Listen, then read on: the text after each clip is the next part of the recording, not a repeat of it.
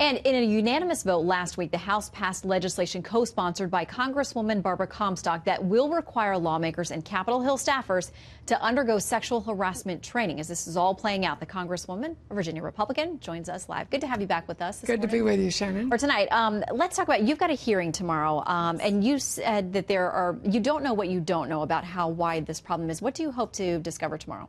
Well, we are going to have witnesses from the EEOC, the Equal Employment Opportunity Commission, and our Office of Compliance, that was the office that would review these cases. And so we're going to hear from them on best practices, sort of like with the EEOC. They did a study last year where they looked at the whole problem of sexual harassment and found that it still is very pervasive throughout the workplace.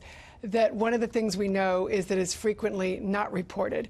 But one of the things they have found is in-person training that really permeates and changes the culture, that really is embraced from the top down and really goes, throughout the whole system, that can change results and behavior and change the culture. So we want to get the best practices in place, really focus on the victims. We're going to be changing the law on how we treat the victims, put them on a level playing field, make it more victim friendly so they have a counsel or an advocate for them, because right now the system doesn't provide that. And then make sure we don't have taxpayer payments for any of this also.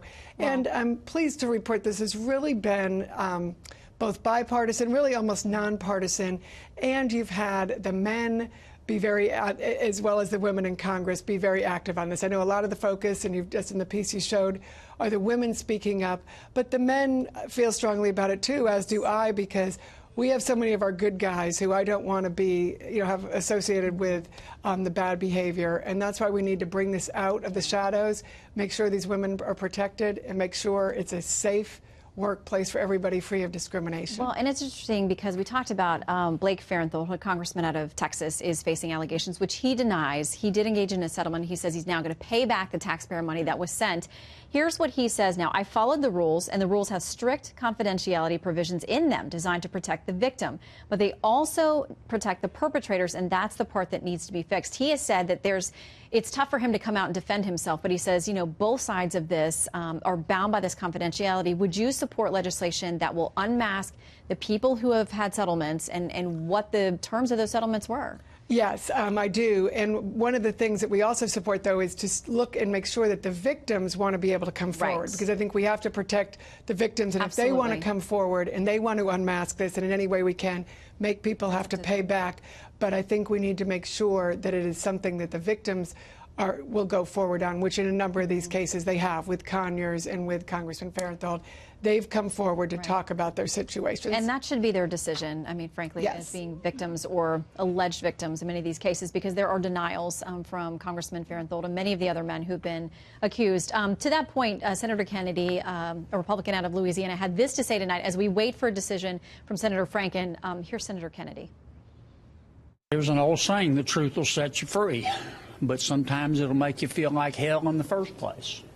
And a lot of people have been made to feel like hell because those who had or have power over them sought sexual gratification through the use of that power, and that's wrong. And in terms of Senator Franken, he's going to have to make his own decision.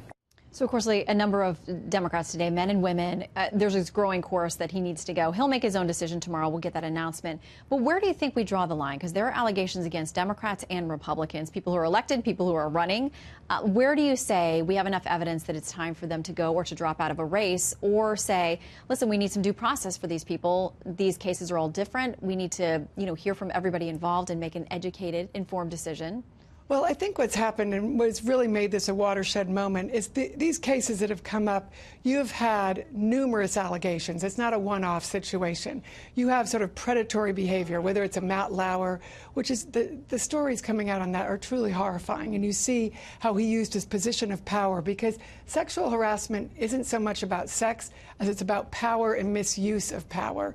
So that's why we really need to, take this kind of action quickly and understand that Congress Congress, just like everybody else, has to live by the rules. And what we've seen in the workplace for years, one of my colleagues who worked on labor law said, he would go into the board of directors and say, we've investigated this, the CEO has to go, or whoever else. And so we need to do the same thing in Congress. Now, if they want to drag it out and do an ethics investigation, like with Senator Franken, I called for him to, resign, I guess weeks ago when it first came out, because I don't think we should waste the taxpayers' resources on those investigations either, particularly when you have serial abuse by whether it's Congressman Conyers or Franken, or any of the other people who've come up. And I've been consistent on all of these. I've said, when you have serial abuse and you see it time after time, there's patterns of behavior. Predators behave in a similar pattern. Like you heard with Charlie Rose, where they said, oh, did he use the shower trick? Or did he do this? And you're seeing people who didn't know each other come up with the same stories. Those things ring true. Now, if they want to come out and defend themselves, they have that right. But I think what we're seeing is we want Congress to have to live by the rules of everybody else, certainly no taxpayer dollars involved, and a new system that will protect the victims and, most importantly, stop this in the first place. Yeah, regardless of party, we need to be consistent, exactly. all of us. And that's what we've had, support from Republicans and Democrats alike, men and women, and that's the change here, and that's the watershed that we have to make some fundamental changes. We like to see that on the Hill, when they can unite around something that's positive change. Congresswoman, thanks for coming in again. Thank you.